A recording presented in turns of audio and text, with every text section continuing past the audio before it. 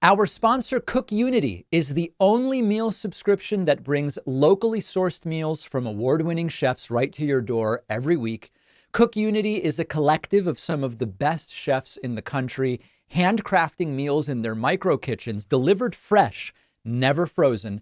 There are hundreds of dishes to choose from. The menu is updated constantly. Pick as few as 4 or as many as 16 meals per week. Go to cookunity.com/Pakman and use the code Pakman before checkout for 50% off your first week.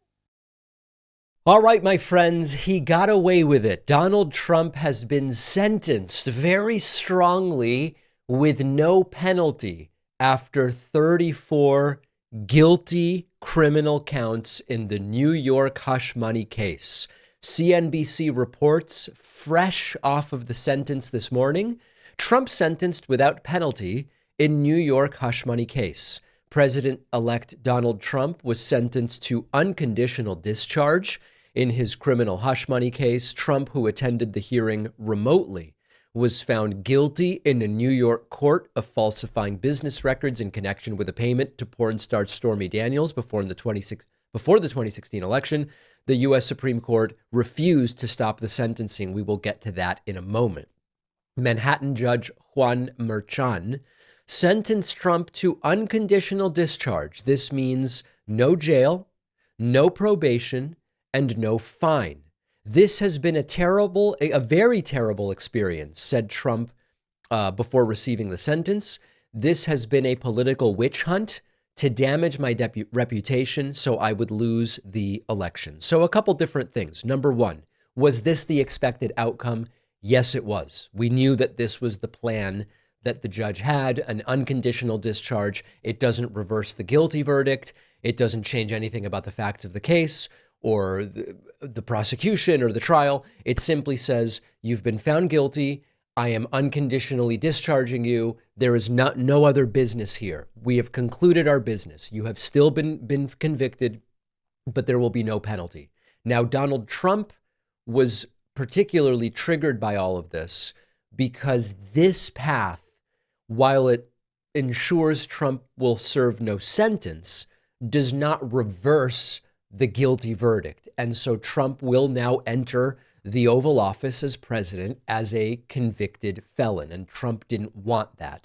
But the truth is that this is really the outcome that is best for Trump in the sense of even a year and a half ago, even 2 years ago, we knew and he knew that he saw winning this presidential election from 2 months ago as his get out of jail free card, as the way to quite literally avoid ending up in prison.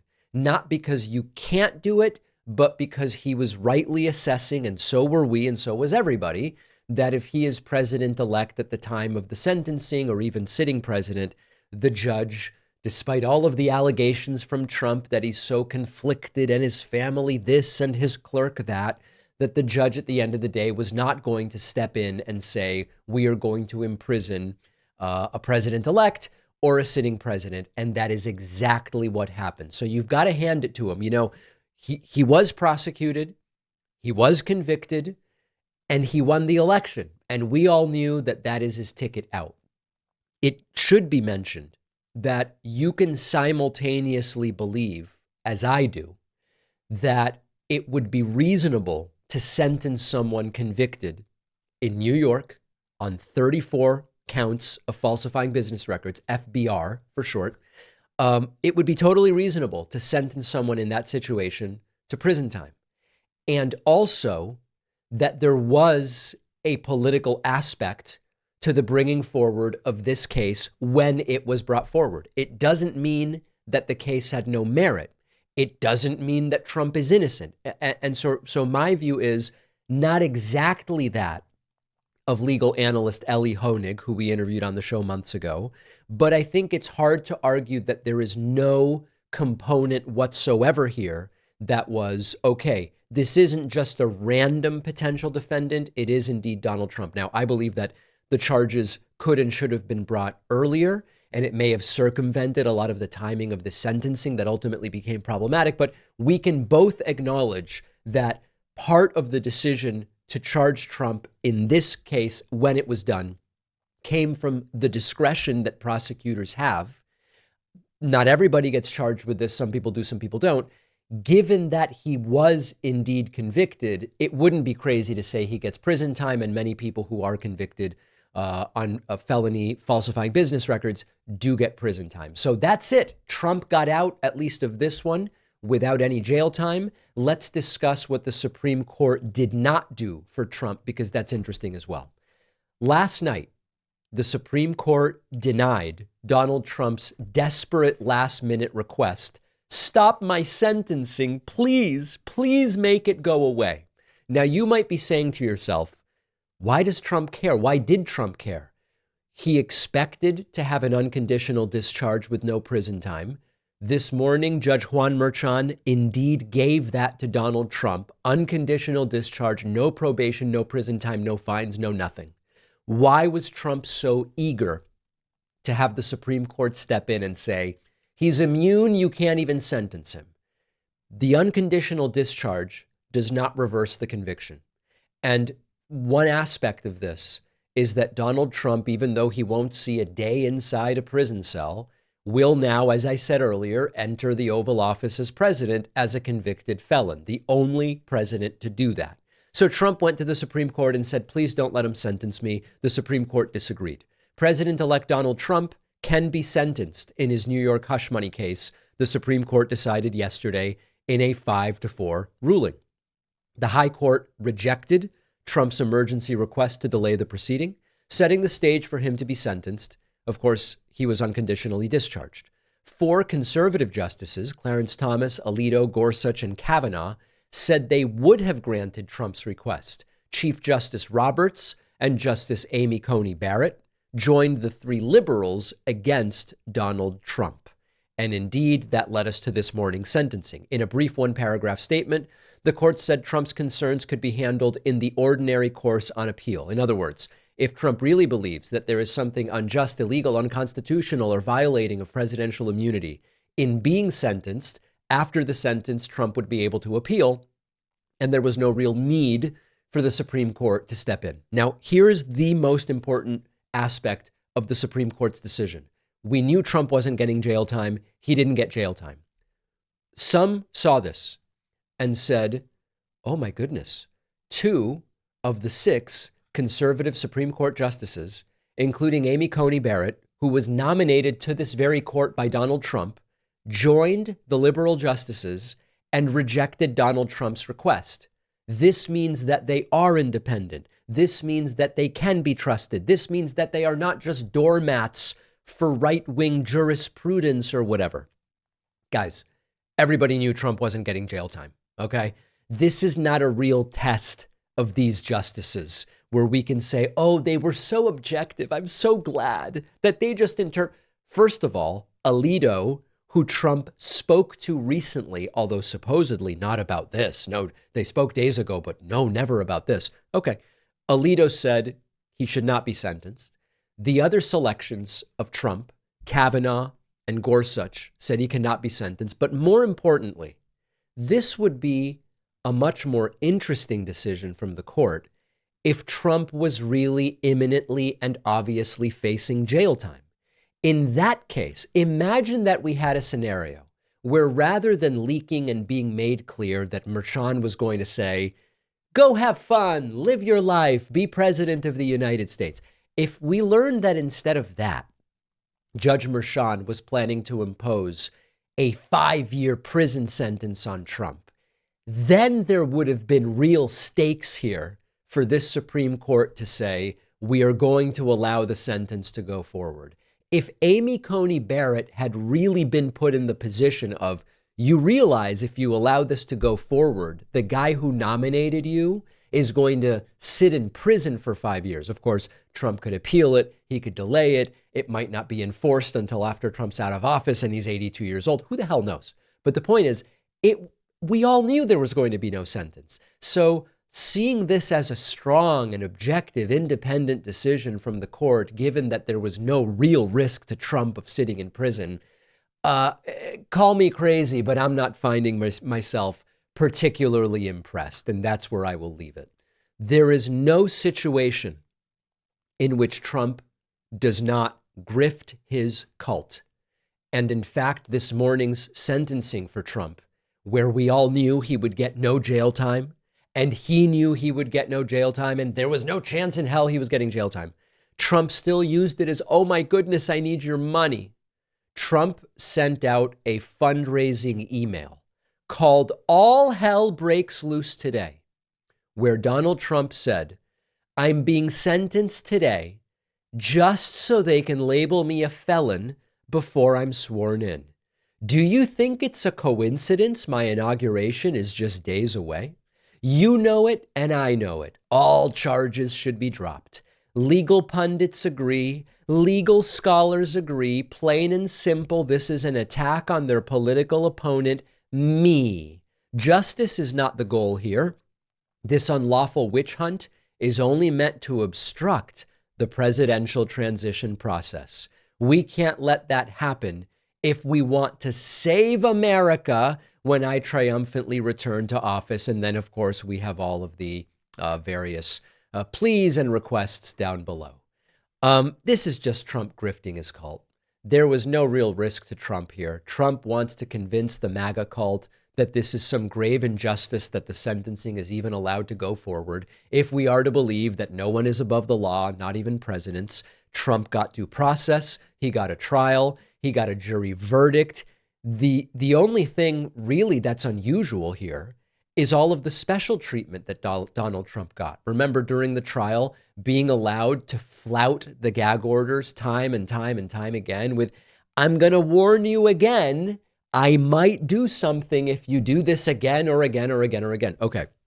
Trump got an unconditional discharge, which most people, if convicted on 34 felony counts of falsifying business records, would not get. So as usual, Trump is playing the ultimate victim.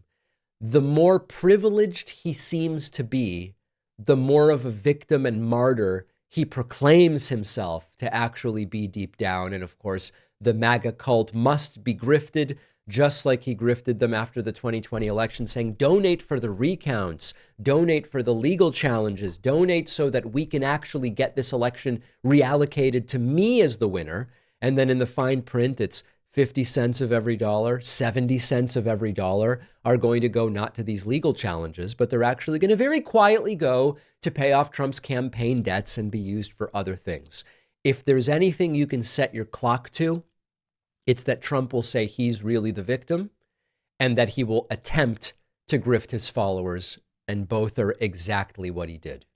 Mel Gibson has resurfaced and appeared on the Joe Rogan program. A very, very disturbed Mel Gibson. I want to play just a couple of clips, and there are a bunch of different interesting things here. First and foremost, Rogan asks Mel Gibson, what do you think about evolution? And in some sense, who cares what Mel Gibson thinks about evolution? Because he doesn't know anything about evolution, and he's an actor. It's just not his area of expertise. One of the things that does seem to be going on is that Joe Rogan is increasingly going down this sort of Christian path. He recently had on, I don't even remember the guy's name, but he's a Christian apologist who appeared on Rogan's program and spent hours claiming that every biblical story is true and talking about how Jonah quite literally was eaten by a whale and then was resurrected. And I mean, it was like wacky, wacky stuff. And Rogan sort of seems like he's getting more and more pulled into it. Okay, so in comes Mel Gibson and says the following when Rogan asks him about evolution. What are your thoughts on evolution? Wow.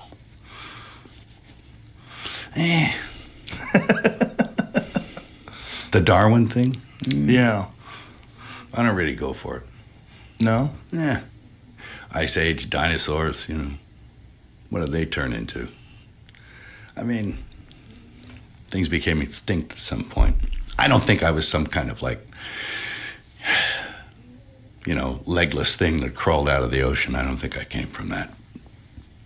Well, there you go. I mean, hard to argue with that.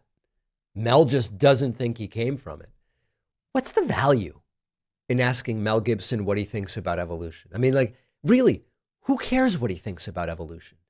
And you might be saying, well, at least that opinion doesn't really damage anybody, right? Well, then he got into the cancer cures. Yes, Mel Gibson getting into the cancer cures. I'll play it for you and then we will discuss. I'll tell you a good story. Okay. I have 3 friends. All 3 of them had stage 4 cancer. All 3 of them don't have cancer right now at all. And they had some serious stuff going on. And what did they take? Jesus. They took some, what you've heard they've taken. Ivermectin. Fenbendazole. Fenbendazole, yeah. That Yeah, stuff. I'm hearing that a lot. They drank hydrochloride something or other. There's studies on that now where people have proven that People they've... drinking methylene blue and stuff like that. Yeah, methylene blue, which was a fabric dye. Yeah. Yeah, it was a textile dye. And now they find it has profound effects on your mitochondria. Yep. Yeah. This stuff works, man. There's a lot of stuff that does work, which is very strange because, again, it's profit. When you hear about things that are demonized and that turn out to be effective, you always wonder, well, what is going on here? How is our medical institutions, how have they failed us so that things that do cure you are not promoted because they're not profitable? You know, this is one of the most tired arguments around pharmaceuticals. And we've already looked at this profit argument, you know. We've talked about it with aspirin, right? I mean, a lot of these things that come from nature, if they really do work, then we isolate that molecule and we make it into a medication. What was it? Aspirin originally came from, was it the skin of what tree was it? Anyway, birch tree or something along those lines. Statins for cholesterol, which everybody says it's the most profitable thing in the world. Well, listen, number one, it also came from something found in nature, which was isolated, and it's also dirt cheap. So not a lot of money is being made on these statins. It would be important to mention. So when someone makes a claim like Mel Gibson, how do we evaluate it? Because he goes, 3 friends, stage 4 cancer cured. Here's what they did. You first, if we really wanted to take this seriously, we first would say, did they really have cancer? Someone I know recently said they ran into someone who told them they cured their own prostate cancer. And then when you look into the story, they never had a confirmed prostate cancer, right? So that you cured nothing essentially. So we would of course have to know, did these people really have cancer? What kind of cancer? Was it really stage 4? Did they only take ivermectin and fenbendazole and methylene blue? Or did they take that plus also doing the prescribed treatments? Do they really no longer have cancer? You need to answer all of those questions first to even be able to engage with this stuff. But let's talk about the 3 things that were mentioned: ivermectin, fenbendazole, and methylene blue. I am open to anything that would be a safe and effective treatment. And these 3 things are being studied. Could they have played a role? I don't know, but let's look at the science. Ivermectin. Ivermectin's an antiparasitic drug.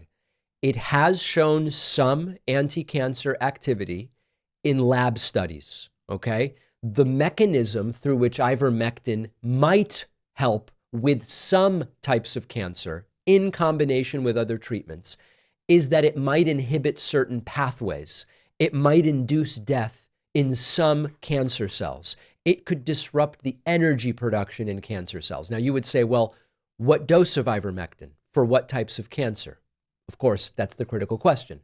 The evidence we have right now is in vitro, which is very far from working in humans, and in some animals. It's not validated, and the concern is that the doses a human would have to take of ivermectin to have this same effect would be so high that they might be damaging. Should it be studied? Absolutely.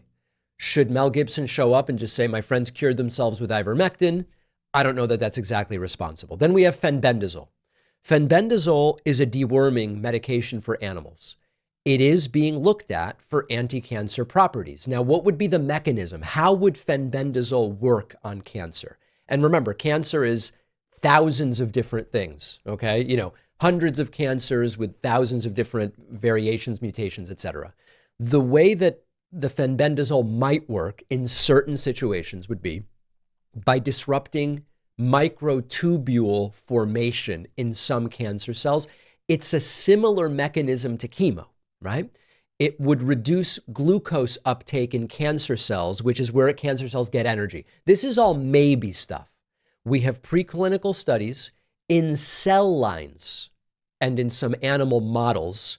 Super high doses of fenbendazole might do that. Is it safe for humans? We don't know. Is it effective in humans? We don't know. The doses required in humans to do the same thing might actually be unsafe. Should it be studied? Sure, study it, absolutely. And then finally, methylene blue. This one's getting really, really popular. Methylene blue is a dye with applications in medical diagnostics, and it is considered to have potential anti-cancer properties. It's hypothetical. The idea is that it would interfere with mitochondrial respiration in cancer cells and maybe damage the cancer cells to take this stuff methylene blue. It's being studied on cancer cell lines. This is sort of like in vitro type stuff. It's before animal stuff, it's before human stuff. There's research that if you combine it with photodynamic therapy, you might make the photodynamic therapy more effective. We've got to look at it. No thorough human testing, huge side effect risk, neurotoxicity at the required doses to achieve this effect. And so is this stuff intriguing? Is there something there to say, let's look at ivermectin, fenbendazole, and methylene blue? Yes. Is Mel Gibson showing up on Rogan and saying, my friends cured themselves with it responsible? I don't think it is responsible. And what's important is that even though methylene blue, fenbendazole, and ivermectin are now very popular in the sort of online space, there are hundreds of similar things that are also being tested with similar lack of empirical validation, just like a theoretical use that we don't hear about because they're not popular. So the other important thing to mention is there's no like conspiracy around not talking or not using ivermectin and fenbendazole and methylene blue. It's that, like hundreds or thousands of other things, we've identified a potential anti-cancer property. It's been looked at maybe in vitro, maybe in cell lines, maybe some super high dose animal testing. You know, sometimes when we say it seems to have worked in animals, what that means is that when they stuffed an animal with such a high dose that it killed them, it might have destroyed some cancer cells as well. To go from we killed cancer cells in a rat with a dose so high that the rat died to this is useful in humans, that is a very far leap. So I have no issue with studying this stuff, exploring the anti-cancer properties, of course. But when Mel Gibson shows up and goes, 3 of my friends cured stage 4 cancer with some combination of these things, were they on the traditional treatment as well? Were they getting standard of care or not? We have no idea. The responsibility of platforming it, I don't know. I'll leave it up to you to decide. Our sponsor, Cook Unity, is the #1 meal delivery service in the United States, and it's really easy to understand why. Cook Unity stands out from the other meal subscription services by offering chef-crafted restaurant-quality dishes by chefs you've actually heard of. Cook Unity is the first ever marketplace where you can discover and celebrate the absolute best food the world has to offer with award-winning chefs, local farm-fresh ingredients, and vibrant flavors all delivered right to your door. Their roster of all-star chefs includes Food Network alums, James Beard Award winners, acclaimed restaurateurs, balancing flavor and nutrition in small batch meals sent fresh, not frozen, no cleanup or meal planning, meals delivered fully cooked, heat them up in as little as 5 minutes, select from over 350 meals or have them pick for you. You can browse the menu by protein, by chef, by cuisine, by dietary need.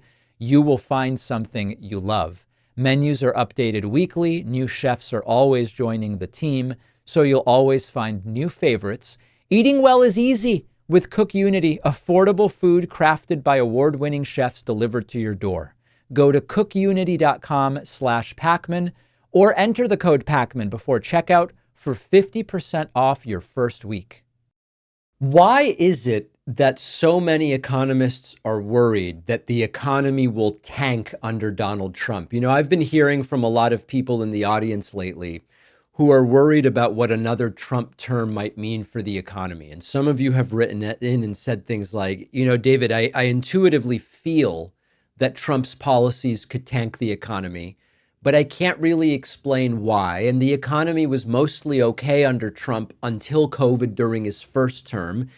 Am I right here, or is it just a feeling that's not based in fact about what's looming here with Trump's economy? And it's a fair question, and it's one that's worth looking at in a little more detail. Now, the truth is that the concerns are valid. When we dig into the details of Donald Trump's proposed economic policies for the second term, there are clear reasons just looking at what we know about basic economics to be worried. Standard economic analysis does suggest that Trump's ideas could harm the American economy for the medium to long term. One of Trump's cornerstone proposals is to expand those 2017 tax cuts. Remember those? They were sold to us as these are going to boost the economy by generating growth. It ended up adding nearly $2 trillion to the national debt over 10 years. We didn't have the 10 years, but that's where it ended up coming in as a result of those tax cuts that Donald Trump did. The benefits overwhelmingly went to the wealthiest, to corporations, with really no economic evidence that it spurred any economic growth. Trump is now pushing for what he's calling the tax cuts 2.0. These cuts would go further. It would be the same sort of thing. But the problem remains the same, which is that we have no economic data that suggests cutting taxes for the ultra wealthy is good for the economy. We just don't have evidence that it causes growth. They're not spending that money. It gets parked in investments or stock buybacks, which can have a very small, not a zero, but a significantly smaller positive marginal impact. And meanwhile, the government loses revenue, which could be used for infrastructure, which could be used for education, which could be used for healthcare, things that in the long run grow the economy, although in the short term they do cost money. Another sort of hallmark of Donald Trump's economic approach is his expectation that he's going to rely on tariffs and trade wars. And we've already seen the effects of that during the first term. The trade war that Trump did with China ended up costing American consumers and corporations billions of dollars, higher prices, did not bring back manufacturing jobs the way Trump claimed it would. And in fact, we have research from Moody's Analytics, which found that the trade war shaved 0.3% off of the GDP in 2019. That's term number one. Second term, Trump's proposing these universal tariffs on imports from China. He's talking about Mexico. He's talking about Canada. This is a tax on consumers. This is a tax on imported goods. It will make electronics cost more. It will make groceries cost more. And while tariffs might sound like they'd help American producers by incentivizing domestic production, the reality is that in the short and even medium term, they end up hurting businesses, they increase costs, they reduce competitiveness. Third policy of concern, Trump has floated the idea of large-scale infrastructure spending. Now, you might say, why is it a concern that Trump's going to do infrastructure spending? I like infrastructure spending. Infrastructure investment is something we need. The problem is that under Trump, by their own economic analyses, Trump has no way to actually pay for it. If you ask him, he'll say, we'll pay for it by the growth generated by the tax cuts for the rich and the tariffs. The problem is the tax cuts for the rich and the tariffs are not going to generate growth. So Trump wants to do infrastructure spending with no actual way to pay for it. He wants to instead cut the taxes. So it leaves two options. You borrow a ton more money, or you, quote, print it, which is digitally created, both of which by their own economic analyses will drive up inflation even more. We've seen how Trump undermined the Federal Reserve during his first term. He said, they're not helping me, or they're deliberately hurting me and hurting my economy. That type of interference, when a president messes with the Fed, interferes with the Fed, that will shake up the economic stability of the country. That will make markets nervous. That is likely to be a drag on the economy. Finally, Trump says he's going to do a ton of deregulation of financial markets. He already did some of it during his first term. and he's going to do more of it, at least according to what he says. We know that when you remove those safeguards, you make a financial meltdown more likely. Doesn't mean it will happen, but you certainly make it more likely. When you combine that with the destabilizing impact of tariffs, tax cuts for the rich, unchecked borrowing, trade wars, all of that is logically making economists think this could be really bad. So now let's look at the counterpoint. Let's see if we can play devil's advocate a little bit. Okay, some of that stuff sounds bad, David, but it's not that different from the things Trump ran on for the first term. And pre-COVID, the economy was good. You've even admitted it, David, and it's true. That's right. I hear this all the time. If Trump's policies are so bad, why didn't the economy crash during Trump's first term before COVID wiped it out? The answer is basically timing. If you've been paying attention to this show beyond just the last couple presidential terms, you know that I'm not playing politics with this economic stuff. I don't play politics with gas prices where I blame this person or that person or praise them or whatever. With most of this stuff, a huge factor is the global economic cycle, business cycles, and timing. Trump inherited a very strong economy in 2017. It was the result of years of recovery and growth after the 2008 financial meltdown. During Obama's presidency, we saw steady declines in unemployment. We saw job growth. We saw a strengthening job market. It was the very same momentum when Trump took office. I'm not even crediting Obama.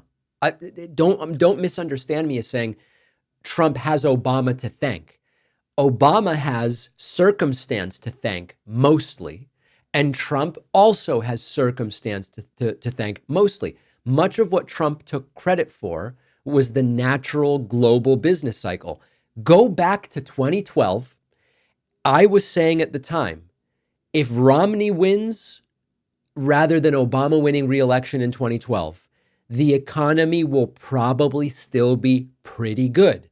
Romney's plan to cut taxes for the rich certainly would have had some impact. It would have put a damper on the economy to a degree. But I expected that from 2013 to 2017, January 13, January 17, Obama's second term, even if Mitt Romney had won, the economy was likely to be pretty good. And similarly, Trump stepped into an economy that was on an upward trajectory. We then saw a real crisis, COVID-19, and we saw that Trump's response was so chaotic that the US did worse in the aftermath than other Western countries. Under Biden, the US did better economically than other Western countries. Inflation came down more quickly, et cetera. Is it all Trump or all Biden? No. But on the edges, did they have an impact? Yes, they did.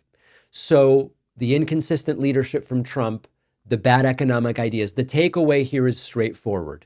Trump's economic proposals for a second term are deeply concerning. Revenue cuts, more spending, destabilizing economic policies, trade wars. This is not about ideology, it's just basic math. And standard economic analysis tells us over and over again, these are the sorts of policies that slow down growth, increase deficits, and generate instability. So when people come to you and they say, oh, Trump's a businessman, he knows how to run the economy, remind them that number one, successful businesses don't survive by cutting revenue and taking on a ton of debt. Of course, a business and a country are two different things, and even the comparison is fraught. But if you want to make it, Trump's history as a businessman is one where if he didn't do any of his business hijinks and he just calmly let the money he inherited ride a total stock market index fund, he'd have more money than he has today. Trump is going to do these things if he gets his way, unless someone talks him out of it, which they may. And if there's any saving grace, it's Trump might abandon some of these campaign promises. That's the best we can hope for. It looks as though Tulsi Gabbard may be facing a bit of a problem here in her path to becoming director of national intelligence. We are learning now from Axios that Senate Democrats are delaying the Tulsi Gabbard nomination. Why is this? Well, listen to this. Senate Democrats are forcing a delay in Tulsi Gabbard's confirmation hearing next week, claiming she hasn't provided required vetting materials. while Republicans are accusing them of playing games. It's the first taste of what's expected to be a drama-filled few weeks. Mark Warner says, we're not going to hold the hearings next week. Gabbard is, of course, selected to be Trump's DNI. Warner says the committee hasn't even gotten her FBI background check. We haven't gotten her ethics disclosure. We haven't gotten the pre-hearing questionnaire. The other side of this is saying, listen, she did the background check. They may not have received it, but she did it. She's submitting all of this stuff. She will submit it by next week. There's no concern whatsoever. Two sort of sides to this. Aside from TULSI's qualifications or lack thereof, one of the things we regularly see is that these right-wingers and MAGA in particular, they're just terrible with paperwork. They're just terrible with getting things done that you're supposed to do. Remember, during Trump's various trials and hearings, a lot of things would go sideways because Trump's lawyers just hadn't submitted paperwork that they were supposed to have submitted. So it wouldn't be a shock that TULSI is simply not doing the paperwork she's supposed to do. The second part of this is I don't care what gets in the way of TULSI's nomination. She has no business being director of national intelligence. Electing Trump is bad enough. Allowing Tulsi Gabbard into this role, it's sort of like giving the fox a key to the hen house. Director of national intelligence is too sensitive a position for Tulsi Gabbard to have any part in it. It's too dangerous for Tulsi to have any part in it. She has no business being there. Now, many of you continue to write in and you ask me, David, who's more dangerous or potentially dangerous, Kash Patel as the director of the FBI or Tulsi Gabbard as the director of national intelligence? I'm leaning towards Tulsi as DNI. DNI spans multiple agencies. It has its hands in almost all intelligence. It affects FBI, it affects CIA, it affects NSA and other agencies as well. I don't want to minimize the dangers of Kash Patel, a Trump doormat who will do whatever the hell Trump wants, focus on revenge and retribution, etc. I don't want to understate the danger of that, but I think the danger of Tulsi as DNI is even greater. I want to hear from you. info@davidpakman.com. Who do you believe poses the greater threat to the United States? Tulsi as DNI or Kash Patel as director of the FBI? Let me know what you think. We'll follow up next week. Don't forget that the best way to support the David Pakman Show is by becoming a member, which gives you access to the daily bonus show, the regular show with no commercials. You also get access to our entire archive of every episode dating back a really long time and plenty of other awesome membership perks. Go to joinpakman.com, joinpakman.com. Facebook's latest gift to Donald Trump is that they will be ending fact-checking. What a giveaway. We spoke earlier this week about how, in its continued Trumpian slide, Meta's Mark Zuckerberg announced that UFC CEO Dana White would join the board of directors of Meta, which is the parent company of Facebook. Now, what does he know about AI and misinformation, disinformation, social media? Really nothing, but Mark Zuckerberg has become a big fan of MMA, mixed martial arts, and UFC as part of that. And it seems like he's kind of fanboying and saying, oh, I would love to have Dana White on my board of directors. Of course, Dana White, a big Trump supporter, claims to be a friend of Trump's, will never say, a bad word about Trump, really the emblem of doormat loyalty that Trump likes. So now we get the latest news. Meta to end fact-checking program in a shift ahead of Donald Trump's term. The social networking giant will stop using third-party fact-checkers and instead rely on users to add notes to posts. It is likely to please President-elect Trump and his conservative allies. Meta on Tuesday announced a set of changes to content moderation that would effectively put an end to its long-standing fact-checking program, a policy instituted to curtail the spread of misinformation across its social media apps. How much things have changed. Think back to the COVID era, when in order to stop the spread of disinformation, Facebook instituted a fact-checking policy, and it was criticized by MAGA and Trump and the right-wingers. Why are they doing this? They are directly going after our views. This is a complete and total reversal. And as the New York Times points out, it is a stark sign of how the company is repositioning itself for the Trump presidency in the weeks before it begins. Meta described the changes with the language of a mea culpa, saying that they had strayed too far from their values over the prior decade. Dear God, dear God. You know, we spoke earlier this week in the context of Dana White joining the board of Meta, that we really don't know what the social media news landscape is going to look like a year from now. One of the reasons I have been so focused on let's go directly to our audience for our financial support. Let's have them sign up on my website. Let's circumvent all of these other platforms, is that we've already seen that the vagaries and whims of these platforms often screw independent news media, and very often it's progressive independent news media. We had YouTube adpocalypse in 2017. We had the October 2023, let's call it the Facebook decimation, where Facebook said, hey, we're not going to promote political stuff anymore. And then our views went down 90% and our Facebook revenue went down 90%. I've learned from doing this long enough that we have no control, say, or influence whatsoever, nor any leverage over the ways that these platforms promote or don't promote our content, over the ways that they monetize or don't monetize our content. And it's bigger than just the revenue streams for independent shows. It's that it correlates with what they value and the degree to which these platforms can be, I don't need them to be friendly advocates of what I do, but just be neutral in terms of providing the platform and having some system of evaluating its truth and empirical basis and saying, let people decide what it is that they want to share, but don't say, we're not going to promote the news at all. We're not going to say anything at all about, are you promoting an accurate representation of medical guidelines, or are you promoting dangerous quackery?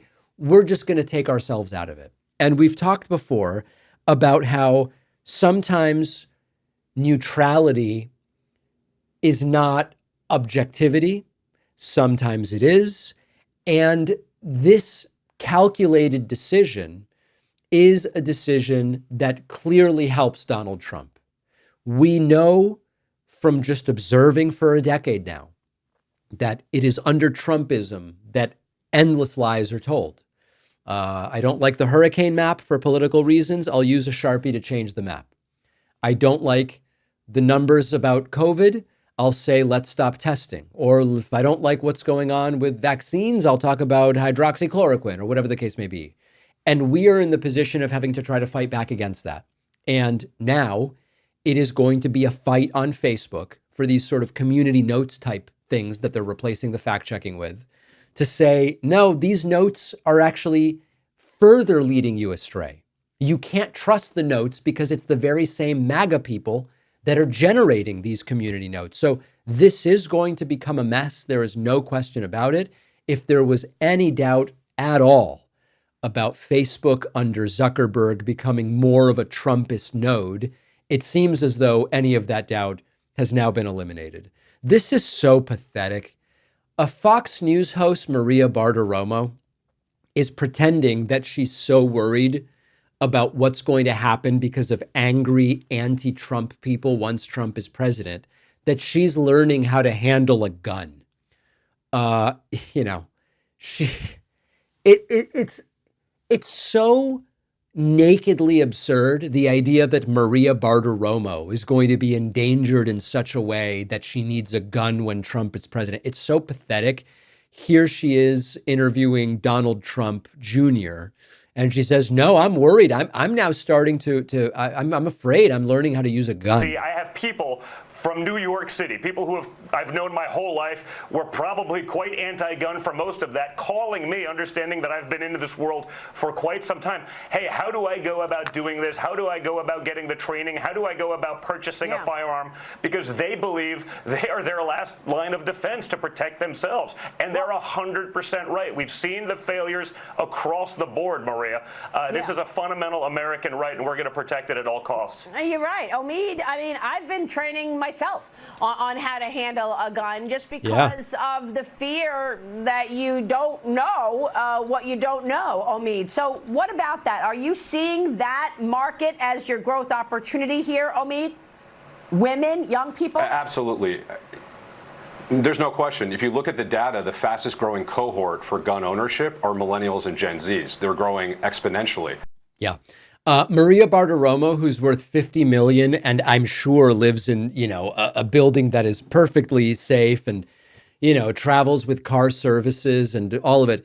She wants us to believe that it's getting so dangerous out there. When Trump is president and, you've got all the urban crime and then all the anti-MAGA people that might target her, she now needs to know how to handle a gun.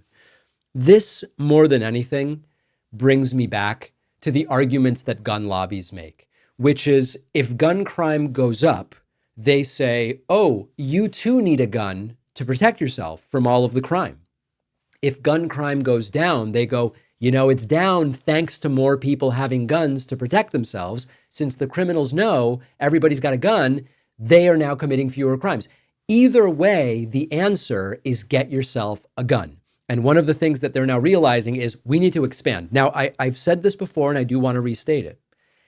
I can't remember any period like the last few years where so many of my liberal friends have started to acquire firearms. And they all give the exact same reason. It's some version of, listen, David, sir, they're so respectful to me. They call me sir. They say, David, it's not that I even really like guns.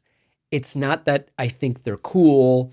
It's not that I like having them around. In fact, I'm concerned about a lot of that stuff. But when I hear that there's 400 million guns in the US and they're disproportionately in the hands of these whack jobs, I don't want the other side to be the only ones with the firearms. And this is the number one reason that probably a dozen friends of mine over the last few years have decided to obtain guns. It's not because they're falling for false statistics about crime. It's not because they are falling for false notions about how likely you are to use it for self-defense and all this stuff. It's simply, we need to have, it's a race to the bottom of sorts. If they have nuclear weapons, we need them, right? Not because we plan to use them, but because we need it for deterrence. Whether that works or doesn't is another question. If they have all of these firearms, we need some too. And then there's also like my pseudo prepper friends who say, if the shit really hits the fan, I just want to have something so that I don't feel completely naked, proverbially, in this case. But Maria Bartiromo, give me a break. If you value what we do at the David Pakman Show, remember to support us on Patreon. Go to patreon.com/David Pakman Show, where you can get access to behind the scenes videos, the daily bonus show, the commercial-free daily show. You can support the show for as little as $2 a month. Check it out at patreon.com/David Pakman Show. All right, let's get into Friday feedback for the week. You can always email info@davidpakman.com. We will feature emails, YouTube comments, some Twitter replies, although we're kind of getting away from it, subreddit posts, TikTok comments, who knows? We start with the subreddit, and user James Brown's Hair asks, are progressives overestimating progressive support? Last three presidential elections have been the same cries of we need a true progressive to actually win. However, when progressives run in primaries, they lose. Even more puzzling is the way Trump ran against Kamala. You'd think she was a far leftist. If being a progressive is a winning strategy, wouldn't we see more winning? It's hard for me to believe that an electorate that voted for Trump is heavily concerned about policies, let alone progressive ones. It's even harder for me to believe the people who chose to sit out also care as much as progressives think they do. Two things can be true at the same time, and I've thought about this a lot, not only in the aftermath of this recent election, but previously. It can both be the case that the country is to the left of our elected officials, but to the right of the most progressive vision that we ever see represented publicly. I'll give you examples. On the issue, for example, of abortion, Americans overall are well to the left of the average member of the House or Senate. Members of the House or Senate, on average, overrepresent anti-abortion views. The real view of the average American is to the left of those by whom we are represented. However, you can find further left views on abortion that go beyond where the average American is. So I think that two things are going on. The system that is in place favors elected officials that are to the right of the country. Gerrymandering is one reason. Using divisive cultural issues to raise money is another reason, etc. At the same time, it is true that even though there are those who very loudly, the loud wokesters or the people who say it's completely fine for anyone, period, to participate in any sport on the men's or women's, no matter what. Like, you can find that, but that is not where most of the left is. It's not really even a big issue to most people. So I don't think the answer is a cartoonishly left-wing individual, but those folks don't have a chance to win anyway. So the concern about, imagine if we select someone that's crazy to the left. I've seen no evidence that Democratic primary voters would select such a person. So the debate isn't between what we've had and some extreme left-wing thing. It's a debate between what we've had and just sort of someone closer to social democracy, which is a form of capitalism that we see in Northern Europe. All right, so I hope I'm being clear about what I mean there. Okay, next message here.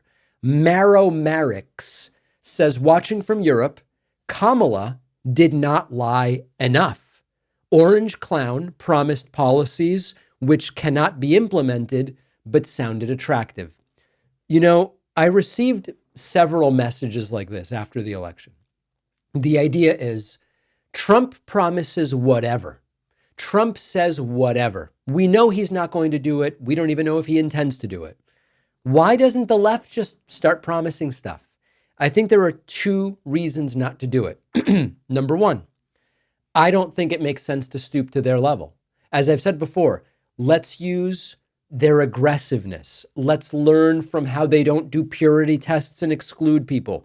But on just making crap up deliberately, I'm not into that for moral reasons. But who cares about my morality? More importantly, I don't think it would work because for whatever reason, the right is much better at calling the left's policies implausible than we are at pointing out that their policies are completely impossible and unbelievable. So the real reason not to do it, whatever your morality or ethics are, is I just don't think it would work. Back to the subreddit, Emotional Ant says Kamala Harris should not run for the presidency again. Harris dropped out of the Democratic primary early on in 2020. She lost the presidential election in 2024 against a convicted felon. It would be selfish for her to try again when there are so many other good candidates in the Democratic Party. I like Harris and voted for her, but I will lose respect for her if she puts herself ahead of the country. In 2028, we need fresh faces. I agree. Listen, I don't think Kamala Harris is a bad candidate. I don't think Kamala Harris would have been a bad president. I think she would have been a good president, a better president than Trump's going to be. I met her. She was extraordinarily impressive and qualified, knowledgeable about a wide range of issues, able to think on her feet, etc. And then the campaign started, and the Kamala Harris that I met in DC a year ago was nowhere to be found. And I think to some degree, she's less good in formal settings. I think to some degree, it's the beginning of the campaign was much better than the middle and the end, and the consultants get in and the focus groups and they get away from stuff that was working. There's a whole bunch of different reasons, but I tend to agree it's better now to move on to somebody else. It's not an age thing. I guess she would be, let's see, how old is she right now? She's 60. Okay, so she'd be 64. I mean, listen, it's not that she would be too old in 4 years. I just agree that there are lots of great people to look at and to move on to. And I agree, Harris should not run again in 2024. Cultal Aiders says MAGA didn't turn on Musk. What the hell is Pakman talking about? The David Pakman Show, if you want to create division on your own cult, don't create division between others. Stick with your Pakman cult. Stop implying MAGA is divided. Cultal, I don't know what you're looking at, but MAGA is extraordinarily divided. MAGA is as divided as we have ever seen it. Laura Loomer and Musk and Trump and the Groypers and the anti-H-1B people and the pro-H-1B people, I'm not saying that this will make it so Trump can't do anything. We don't know. He hasn't even been sworn in yet. But it is absolutely the case that MAGA is as divided as it has ever been. If you can't see that, you just don't want to see what's in front of your face. Ruth Watson said on YouTube, he didn't win fairly nor legally. You know, I understand the frustration. I would rather, to some degree, be able to honestly tell myself, it's not that people chose MAGA over sanity. It's not that Harris really lost. He cheated. I would rather tell myself that because it would make me feel better about the candidate I supported, and it would make me feel better about the country. It's not that people fell for it again. He simply cheated. I just am unable to find evidence of that. I've looked. I've explored all of the claims that people wrote to me about, and I just can't find evidence that Trump won unfairly or illegally. And unless we want to end up being like them, I suggest we get it together on winning in 2026 and getting a good candidate in 2028. That's where my focus is. Ogre Scar says, I live in Texas. I fled from Christmas dinner when one of my relatives started talking about all of the great things a Trump administration would bring. The reason I left, setting personal issues aside, was because regardless of my arguments, Trump is perceived as some heroic figure who will save the world. Bottom line, the blunt skulls refuse to accept reality and are looking for a savior, think Trump is that savior, and are going to be sadly disappointed when they realize he is not. They will invariably blame Democrats for their problems because critical thinking is an alien concept to which they have never been exposed. Yeah, I mean, listen, this is basically the concern, which is Trump can't possibly do tariffs and bring prices down. Trump can't possibly do tax cuts for the rich and corporations and bring the deficit down. There's two choices, and I laid it out last week. Either Trump does all of this stuff and it goes poorly, or he abandons it. Either way, he's losing. Except, as Ogre Scar points out, critical thinking is an alien concept, and anything bad that happens, they will find some Democrat to blame it on. Now, you might say, well, Democrats don't control anything. Who else could they blame it on? The deep state, Soros, the Illuminati, someone over there on the grassy knoll. They're going to find someone else to blame. And so part of our difficult task for the next 2 and 4 years is going to be not allowing them to do that. They will be to blame for the things that they do. CBDB says, can someone tell me how exactly the MAGA right wing could possibly think an immigrant billionaire who bought his way into the presidency has the American working class's best interests in mind? Well, you know why? Because he's behind a Republican. When they claim that it's George Soros, older, wealthy immigrant, when it's his money, it's bad objectively. And his motivations are negative and selfish and self-centered and blah, blah, blah, blah, blah.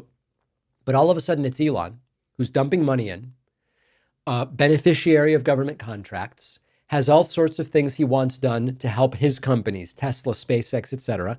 Suddenly they just say he just has the best interest of the people in mind.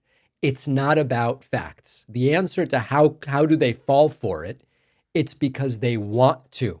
They don't want to think critically about what they are getting. A3 Renat says, unfortunately, Biden will be remembered simply as an interim president during the Trump years, simply a pause on Trumpism. Well, I hope that that's not true.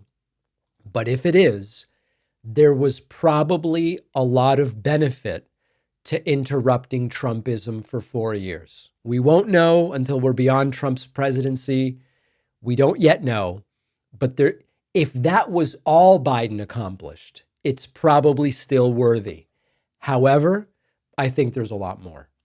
Student loan forgiveness, getting us out of Afghanistan, CHIPS and Science Act, infrastructure bills, COVID vaccine distribution, changes with regard to pharmaceuticals and prescription drugs under Medicare. It's a very long list.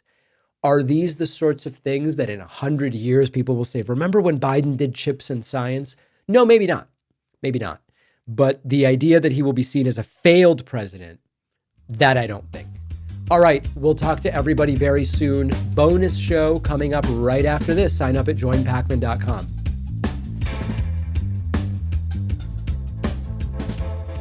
Thanks a lot for watching today's show. I just want to take a second to tell you about today's sponsors. Our sponsor, Cook Unity, is the only meal subscription that brings locally sourced meals from award-winning chefs right to your door every week.